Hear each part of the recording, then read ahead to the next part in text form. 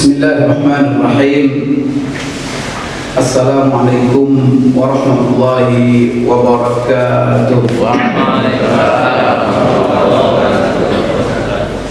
Alhamdulillahi rabbil alamin.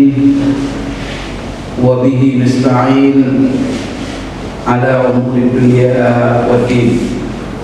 Wassalatu wassalamu ala asyrafil anbiya'i wal mursalin wa ala alihi wa ashabihi wattabi'ina lahum bi ihsanin ila yaumiddin, amma ba'd.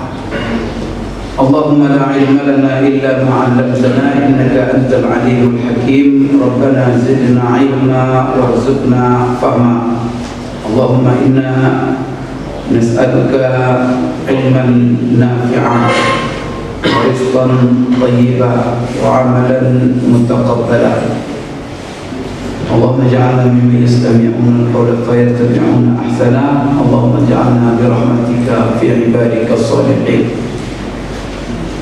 Qala Allah Ta'ala fi kitabihil karim, a'udzu billahi minasy syaithanir rajim. Innal ladzina yuhibbuna an tashi'a al-fahishatu fil ladzina amanu lahum 'adzabun alimun fid dunya wal akhirah wallahu ya'lamu wa antum la ta'lamun. Wa qala ta'ala ya ayyuhalladzina amanu in ja'akum fasiqun binaba'in fatabayyanu an tusibu qauman bi jahalatin fatusbihu ala ma fa'altum nadimin.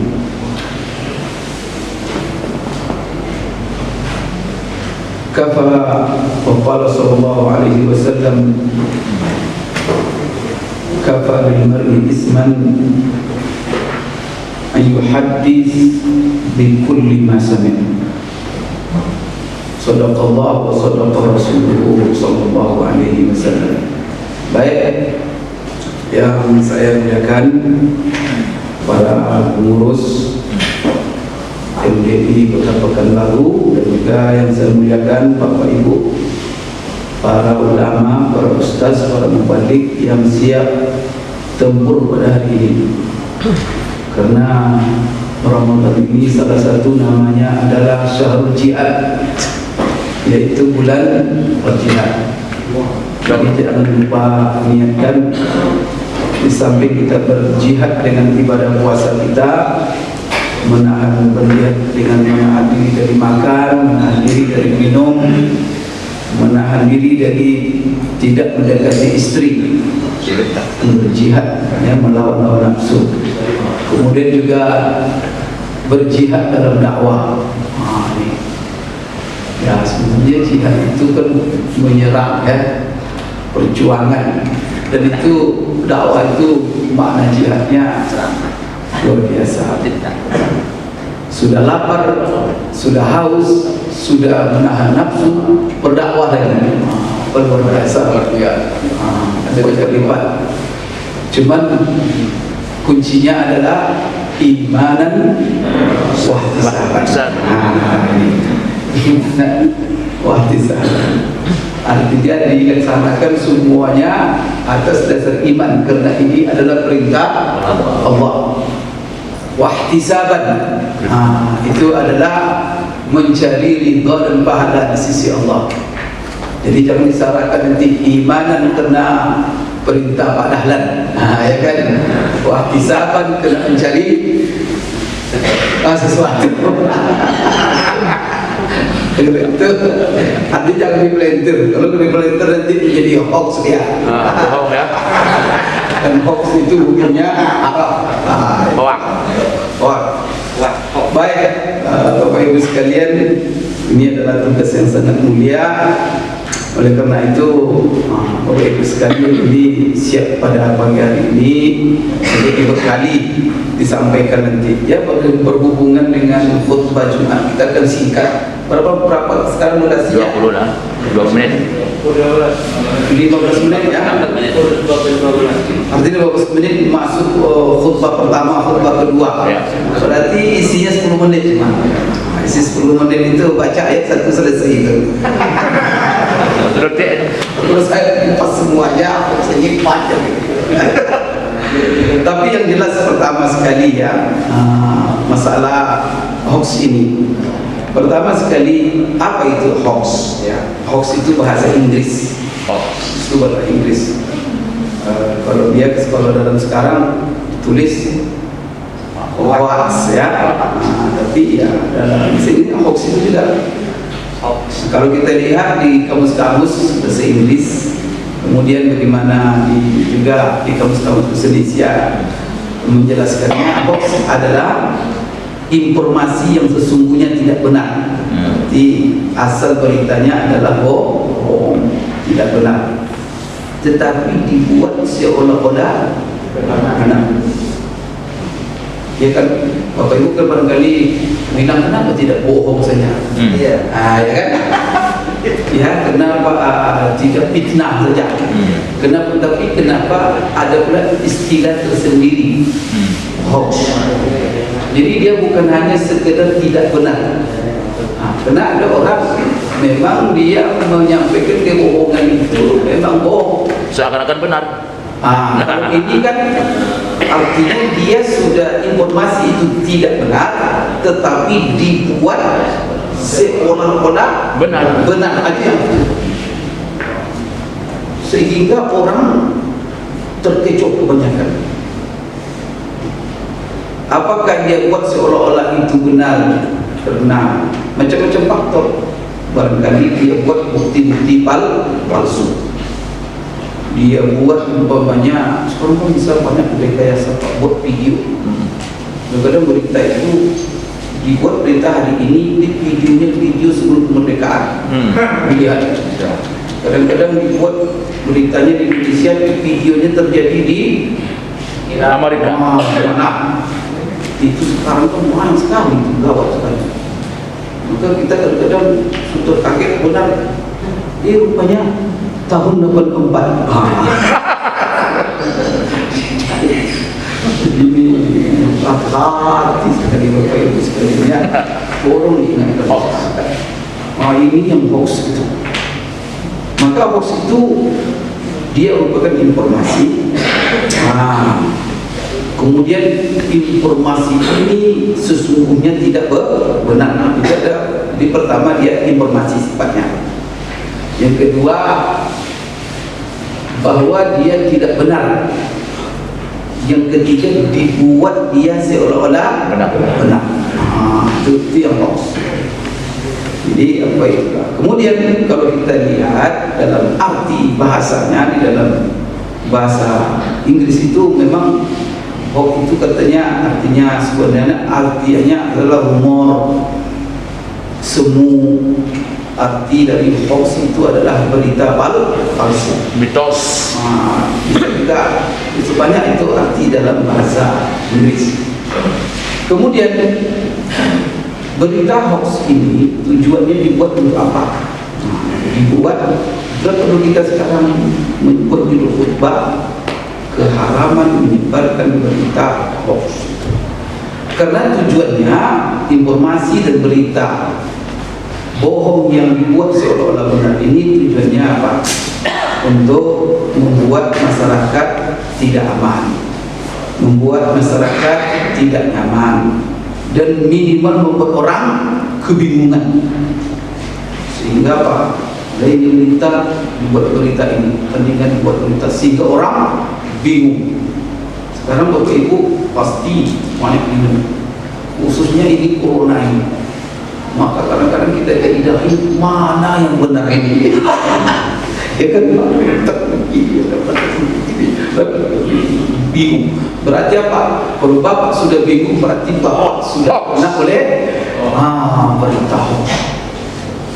Kalau kita kadang-kadang sengaja dia tidak membuat nyaman orang, kemudian berita hoax dibuat, kadang-kadang tujuannya untuk mengalihkan sebuah isu, sehingga dibuat berita sehingga apa? Orang sibuk dengan berita. Minimal pokoknya membuat orang tidak nyaman lah, gelisah. Ini Ibu sekalian, ini baik untuk individu. Di sasarannya baik individu, sasarannya keluarga, sasarannya adalah masyarakat dan juga kehidupan berbangsa itu yang lebih besar, yaitu persoalan negara. Kemudian bisa saja tujuan-tujuannya adalah tujuan politik, bisa saja tujuannya sosial, bisa tujuan ekonomi. Kadang-kadang ada bersaing dagang, dagang dia ada pelaku, dagang orang laku, maka dibuatlah berita hoax supaya orang lain tidak laku, dia laku. Ini kan juga itu ekonomi. Kemudian yang paling berbahaya berita hoax ini apabila sasarannya adalah agama. Ini sangat berbahaya sekali.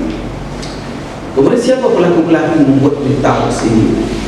Ya, orang-orang yang berkepentingan, semua orang-orang berkepentingan sama kepentingannya apa? Mungkin ada kepentingan politik, pesaing politik, umpamanya kalau dalam pilkada, maka orang-orang politik itu kadang-kadang persaingannya ketat, maka untuk mengapakan dibuat berita hoax. Untuk konspirasi ya. Begitu juga ekonomi. Jadi siapa sumbernya? Ya orang-orang berkepentingan. Termasuk Bapak Ibu agama. Ini auzubillah. Ini berita hoax. Terus sebenarnya informasi agama ini tak boleh disampaikan kecuali dipastikan. Maka kadang-kadang Bapak Ibu, ini mohon maaf, ada dai menyebarkan ini susah. Dia baca satu, dia belum pastikan. Maka itulah sebabnya kalau kita membaca buku ini bid'ah, ini sesat, pastikan ini sepakat ulama mengatakan bid'ah atau dia tidak. Ya. Karena ada orang mengatakan ini bid'ah, satu sisi ada yang mengatakan ini sunnah. Seperti kunut subuh. Kunut subuh itu kalau menurut Imam Abu Hanifah hukumnya bid'ah. Jadi mazhab yang keempat mengatakan bid'ah kunut subuh adalah Imam Abu Hanifah. Imam Ahmad mengatakan kunut subuh itu hukumnya makruh. Imam Malik, Imam Syafi'i itu dia cuma baca satu buku, bacanya buku Hanafi atau ulama yang bermazhab Hanafi, tentu kesimpulannya bid'ah. Disebarkan tanpa meneliti dulu memang apakah benar-benar bid'ah. Itulah sebabnya apa? Kalau dia bid'ah menurut siapa? Kalau tidak, bahaya. Maka terpecah belah masyarakat, gontok-gontokan masyarakat. Kemudian apa? Seperti ini ya. Bapak saya ingatkan juga sekarang, sebenarnya membatalkan puasa. Kalau Bapak pergi pakai Google, hati-hati. Jangan nanti sebarkan sesuatu yang di luar keyakinan masyarakat, padahal masalah kita. Kalau kita Google hal-hal yang membatalkan puasa, umpamanya salah satu disebut umpamanya berbekam membatalkan puasa. Kalau Bapak dapatkan dalam menjelaskan membatalkan puasa itu berbekam, itu mazhab siapa itu? Pernah pelajari? Belum. Itu saja. Itu sampaikan ke masyarakat, heboh masyarakat nanti, gelisah masyarakat. Padahal kalau kita lihat cek berbekam itu yang mengatakan membatalkan puasa cuma satu mazhab saja, mazhab Hambali, Ahmad bin Hanbal. Jumhur ulama Abu Hanifah, Malik, Syafi'i mengatakan tidak batal. Karena Rasulullah SAW pernah berbekam, dia lagi puasa. Karena hadis itu bertentangan, maka dicek dulu sebelum disampaikan. Nanti lihat di Google rupanya mazhab Hambali disampaikan di tengah-tengah orang Syafi'i. Ini kenapa saya katakan? Maka sekarang banyak dai penyebar hoax. Tak cek, tak baca, tak diteliti. Gimana? Vaksinasi? Vaksin. Maksudnya divaksin Ustaz ini. Vaksin yang kedua dengan puasa bisa banyak pakai. Itu tolonglah. Maka bagi dai lihat ketika berdakwah jangan sampaikan satu baca buku setelah itu rupanya masalah khilafiyah tidak sesuai dengan mazhab jemaah. Risau jemaah, gelisah, tak nyaman jemaah. Orang mengatakan ini yang paling benar, inilah sunnah, yang lain sesat. Kenapa ya? Iya, maka disampaikan sesuai dengan, kalau orang awam itu kan ada ikutan. Mereka bukan ulama, mereka tidak bisa langsung kembali kepada Quran dan sunnah, maka ada ikutan mereka. Kata sudah, dia mereka ikutannya apa? Kalau Syafi'i sampaikan sesuai dengan Syafi'i. Kalau kita menyampaikan berbeda, sampaikan perbedaan itu. Maka salah satu hoax adalah seorang ustaz menyampaikan satu informasi seolah-olah dari dia, padahal bukan dari dia. Itu juga itu hoax itu. Terus bohong kita. Kalau kita baca buku, kita nukil dari seorang ulama, maka amanah ini yang perlu Bapak Ibu. Kenapa banyak sekali kita lihat ustaz ini yang ini sunnah. Padahal dia baca buku. Sunnah menurut siapa? Bilang sunnah menurut Syekh itu. Sunnah menurut Syekh Utsaimin. Jadi jelas harus kata, oh Syekh Albani. Kan orang begitu. Ini sunnah. Lalu dia ditanya, sunnah dah tahu dia apa itu sunnah. Betul dia kaidah-kaidah bagaimana memahami sunnah dah tahu dia. Tapi ini Bapak Ibu perlu saya jelaskan. Ini berhubungan. Ini sukses seperti ini dikhawatirkan Bapak Ibu sekalian menyebarkan berita hoax, informasi hoax tentang agama. Bapak Ibu sekalian, apa mudaratnya hoax ini? Menyebarkan berita bohong, ya, karena kepentingan macam-macam.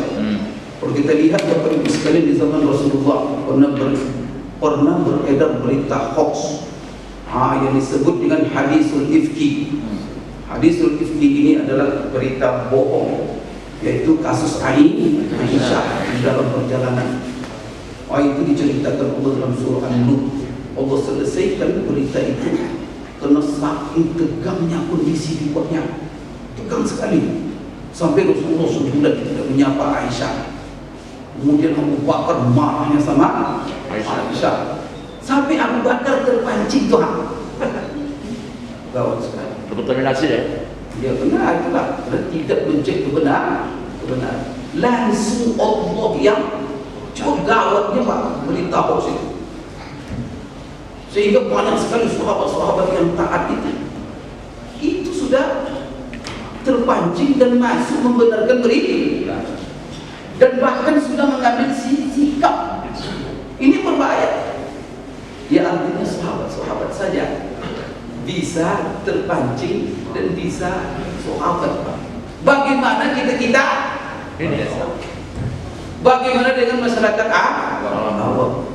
Para ustaz aja yang selalu menuntut dengan sunnah, dengan apa? Mengaji terus, bisa kita terpancing oleh berita. Bagaimana dengan masyarakat? Apa akibatnya? La ilaha illallah. Memang panas situasi Madinah. Maka Rasulullah menunggu wahyu dari Allah. Turunlah dalam surah An-Nur, yang mana itu adalah kebebasan seluruh tudingan-tudingan, berita-berita bohong yang dibuat oleh orang-orang munafik. Oleh karena itu, Bapak Ibu sekalian, salah satu hukum daripada berita hoax ini pertama tentu haram, karena dia tidak benar.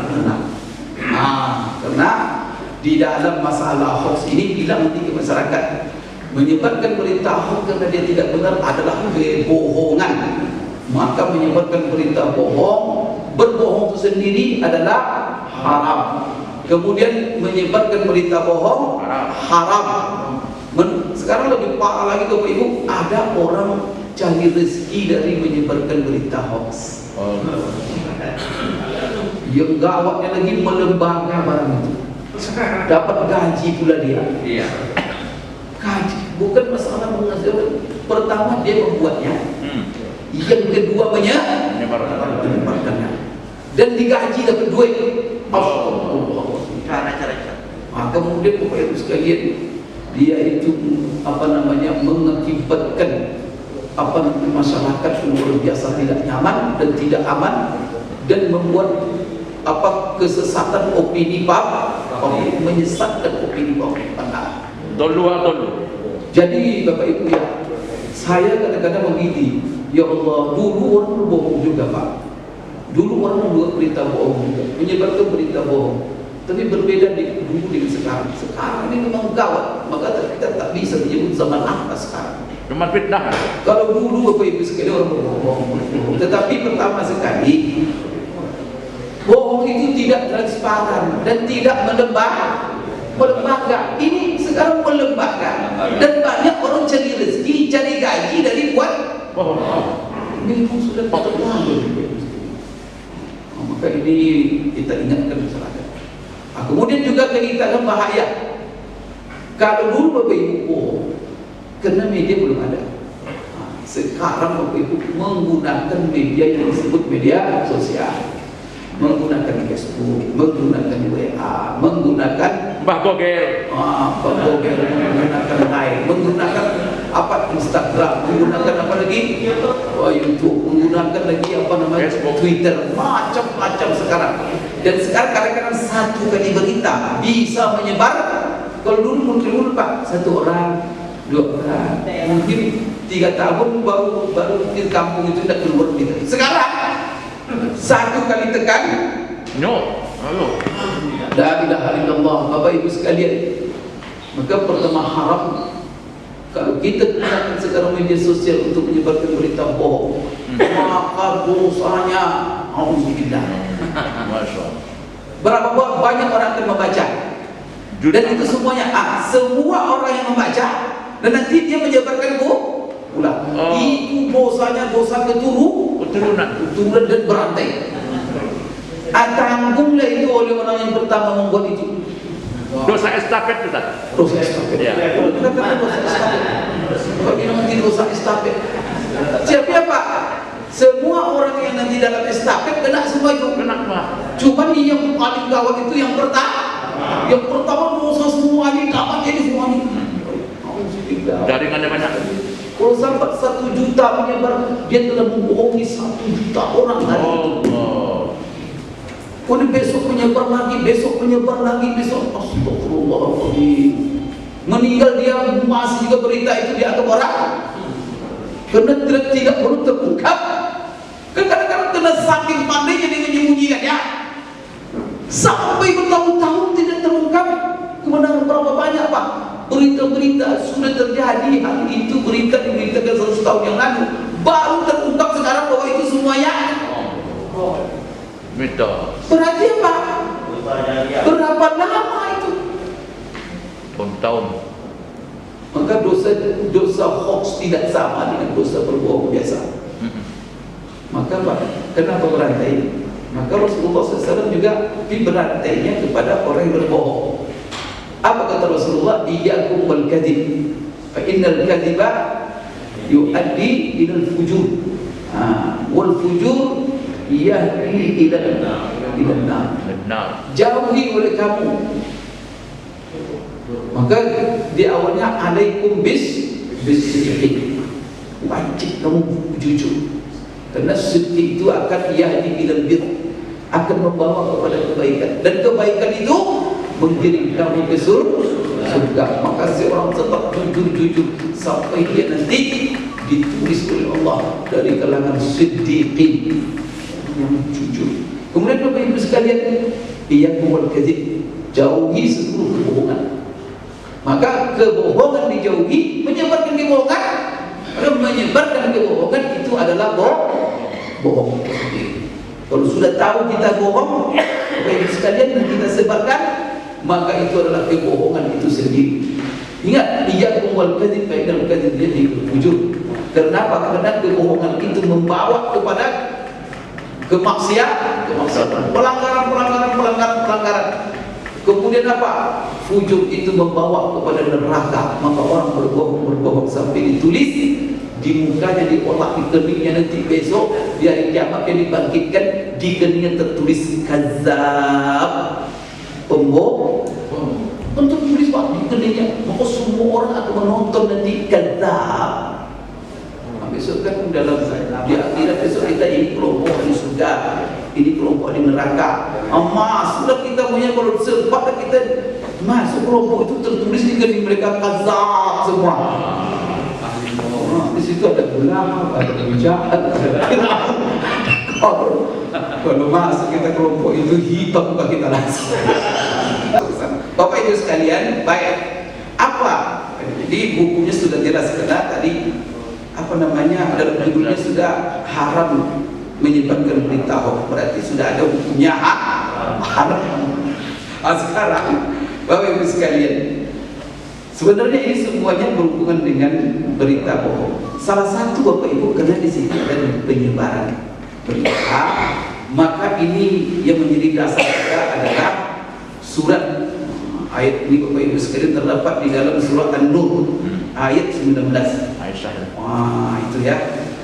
Jadi saya ulang lagi ke apa? Surah An-Nur ayat 19. Nah, ini Bapak Ibu sekalian, surah An-Nur ayat 19 ini sebenarnya al-fahisha di sini antasyi'a al-fahisha. Ini berhubungan dengan berita kabar bohong. Walaupun sebab turunnya adalah masalah Aisyah, tetapi ayat ini adalah umum untuk seluruh kebohongan. Itu sekali ingat ya, maka fahisha ini salah satu tafsir oleh para ulama yaitu menyebarkan berita bohong. Maka sesungguhnya orang-orang yang ingin menyebarkan berita bohong di tengah-tengah orang yang beriman, maka apa dari haramnya menyebarkan berita-berita hoax itu? Sesungguhnya orang-orang yang mencintai, yang senang, kalau bahasa kita ini orang-orang yang senang menyebarkan berita-berita kebohongan di tengah-tengah masyarakat, khususnya masyarakat beriman, maka apa? Lahum azabun alimun fid dunya wal akhirah. Dosa itu Pak ada yang mesti diancam di akhirat saja. Kalau ini langsung di dunia. Instan ya. Jadi besar dosa itu Bapak Ibu, haramnya sesuatu itu kan macam-macam. Cara Allah, uslub apa redaksi Allah dalam Quran dan juga Rasulullah dalam sunnahnya menyebutkan kepada kita sesuatu itu haram. Yang pertama kan jangan kamu lakukan. Nah, itu kan dia sifatnya larangan. Kemudian Bapak Ibu sekalian apa lagi? Di antaranya itu adalah yang paling berat menunjukkan haram itu langsung disebutkan ancaman. Intimidasi. Maka dikatakan di sini sesungguhnya orang-orang yang senang menyebarkan berita-berita bohong, tasyi'a itu yang disebut dengan isya'ah. Maka hoax ini dalam bahasa Arab asya'i'at atau isya'at. Maka dari ayat ini antasyi'a. Tasyi'a itu apa? Menyebarkan isu-isu, berita-berita yang mana berita itu isinya fahisyah. Fahisyah itu karena kebohongan yang diberitakan ketika itu tentang zina, maka fahisyah itu adalah zina. Maka di dalam Al-Quran innahu kana fahishatan wa sa'a sabila, itu wala taqrabuz zina innahu kana fahisyah. Maka fahisyah itu salah satu maknanya ya ada menafsirkan langsung zina. Tapi Bapak Ibu lagi berita-berita kebohongan sama sekali, karena itu adalah contoh bahwa Aisyah dituduh bermain dengan seorang laki-laki. Nyerong ya. Baik Bapak Ibu sekalian, maka di sini ayat ini, maka di ayat ini nanti boleh ya, innal ladzina, lupa itu nanti baca ayatnya Pak, surah An-Nur ayat 19. Kemudian lahum adzabun alim fid dunya wal akhirah. Azab yang sangat pedih di dunia dan akhirat. Azab yang sangat pedih di dunia apa? Orang seperti ini Bapak Ibu sekalian tidak pernah aman hidupnya. Dan ini juga disebutkan oleh Allah dalam ayat yang lain. Biasa terjadi penyesalan. Kalau dia umpamanya sekarang dia menyebarkan berita hoax untuk kepentingannya. Kalau terbukti nanti barangkali dia di penjara, barangkali nanti keluarganya. Karena Bapak Ibu, berita hoax ini dampaknya luar biasa. Apa dampaknya diantaranya? Dampaknya kalau kita melihat kisah Utsman bin Affan itu adalah hoax politik. Yang menyebarkan adalah di belakangnya rata-rata penyebar hoax itu orang-orang munafik. Maka yang menyebarkan berita hoax, membuat berita hoax di dalam Al-Quran Allah cap mereka itu para munafik. Siapa mereka? Yahudi. Apa yang terjadi pada Utsman? Itu juga berita hoax Pak. Utsman itu orang baik, dia tak boleh jaga, dia orangnya Masya Allah, orang kaya tapi bersahaja. Dia dituduh bisa berkata berita hoax bahwa Utsman tidak adil. Allah. Utsman itu nepotisme. Nepotisme. Utsman sahabat Rasulullah. bukan hanya sekedar sahabat, menantu Rasulullah. Rasulullah nikahkan Utsman itu dengan dua putrinya. Maka Utsman digelar apa? Zunnurain. Bayangkan Bapak Ibu, sahabat seperti itu. La ilaha illallah. Oleh orang munafik Yahudi, munafik ini yang pura-pura Islam di tengah-tengah orang Islam, mereka mencoba Bapak Ibu. Kalau kita lihat bagaimana sifat orang munafik Rasulullah itu, cobanya seperti jenggot Rasulullah, jenggotnya seperti panjangnya jenggot Rasulullah, kainnya juga tidak isbat, harus isbat, tidak ada orang ragu sedikit pun, tapi dia munafik. Munafik ini kan berpura-pura, penampilannya betul-betul orang alim. Soalnya kemana Rasulullah pergi dia ikut. Tapi ketika ada turun ayat bahwa menyebutkan dia orang munafik, sahabat bilang, ya Rasulullah, izinkan saya memenggal lehernya. Apa itu kata sahabat? Terus sudah tahu sahabat, benar-benar ikut Rasulullah. Tapi dia duri dalam ayam apa musang berbulu. Ayam.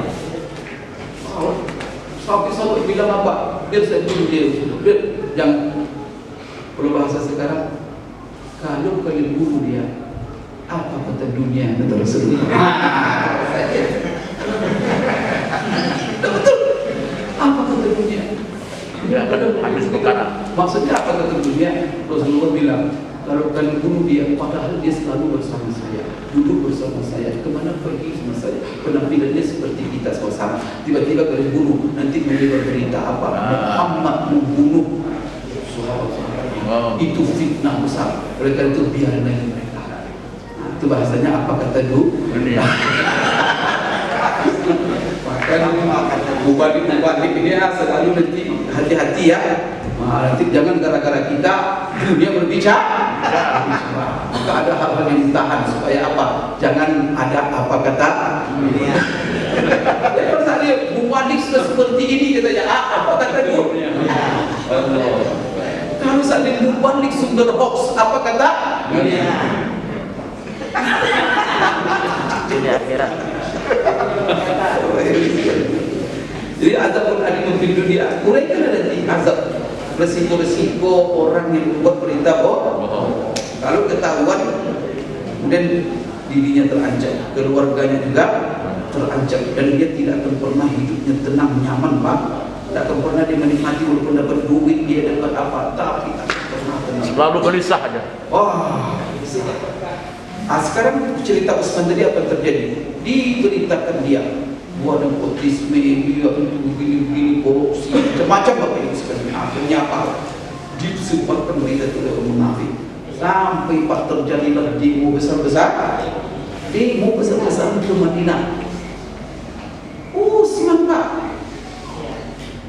Maka kalau di demo Ustaz ada enggak salah itu? Saya terbuat di demo orang enggak salah. Utsman Pak. Itu dahsyatnya hoax ini. Apa berakibat apa tahu Bapak Ibu? Tentang berita hoax tentang Utsman. Sehingga apa? Leher Utsman putus. Ya. Semuanya akibat berita Hoax. Maka diberitakan semua Utsman tidak ada. Mereka Utsman apa Bapak Ibu menunjuk gubernur-gubernurnya orang-orang dekatnya. Padahal Utsman sudah jelaskan, saya menunjuk orang-orang dekat saya bukan karena nepotisme, tetapi apa? Karena saya ini susah marah sama orang. Kalau saya tunjuk tidak keluarga saya susah marah kalau dia menyimpang. Tapi kalau keluarga saya bisa tegas dan saya bisa apa? Bukan saya menunjuk dia kenapa nepotisme besar berganda, tetapi demi mendekatkan dia. Kan itu kan masalah. Tapi mereka juga tak percaya. Karena provokasi ini gawat sekali sampai putus loh. Apa yang terjadi di samping berita perpecahnya umat Islam ini semuanya akibat hoax. Untung waktu itu belum ada bagogel ya. Belum ada ada lebih parah lagi. Itu tidak bisa dibendung Pak. Mengawat sekali. Bapak Ibu, perpecahan umat Islam di perang Siffin, terjadi perang Siffin juga begitu. Semuanya kemudian perpecah Khawarij, Syiah, macam-macam. Sampai sekarang Bapak Ibu, umat Islam berpecah belah, umat Islam diadu domba, semuanya apa?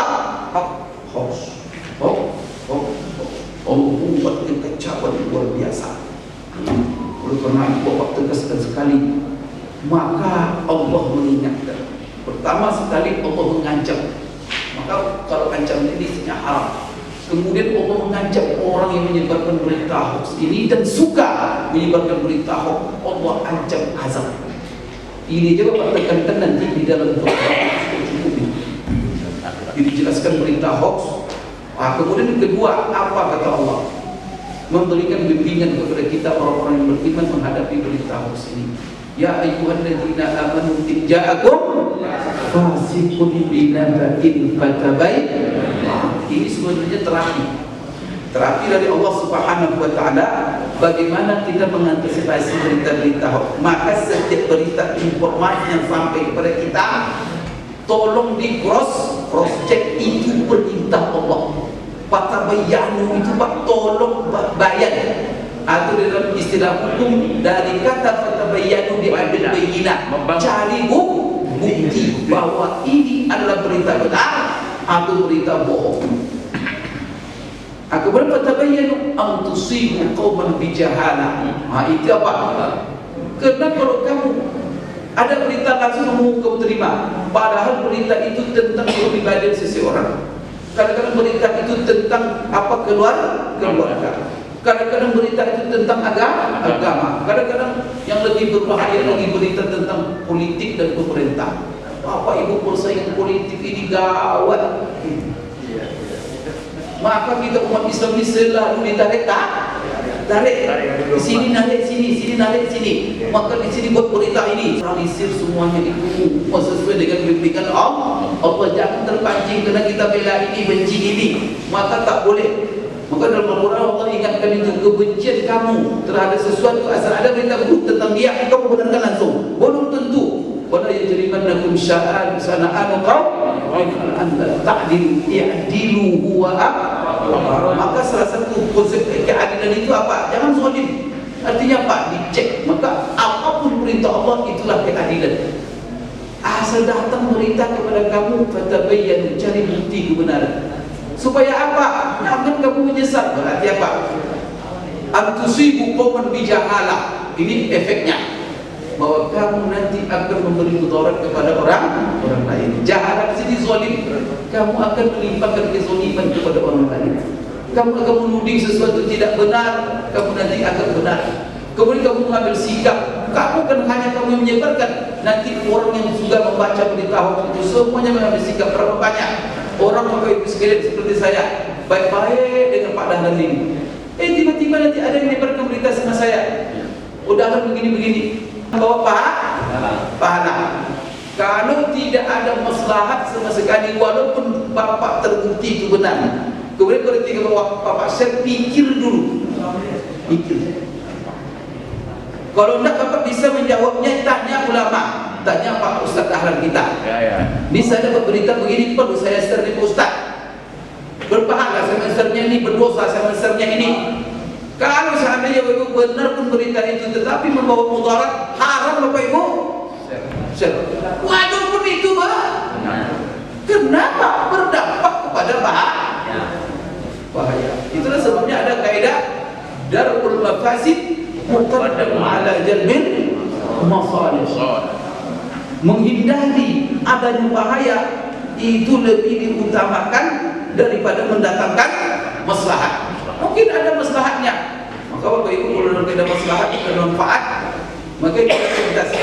Kalau tidak bisa kita mencerna, tanya ulama. Fas'alu ala dzikri in kuntum la ta'lamun. Kadang-kadang maslahat itu, kalau maslahat lebih besar, mudaratnya sedikit, oke, maju. Kalau seandainya mudarat lebih besar, maslahat kecil, berhenti, mundur, absir, stop. Kemudian kalau maslahat dan mafsadatnya sama-sama seimbang, apa sikap kita? Itulah dalam kaidah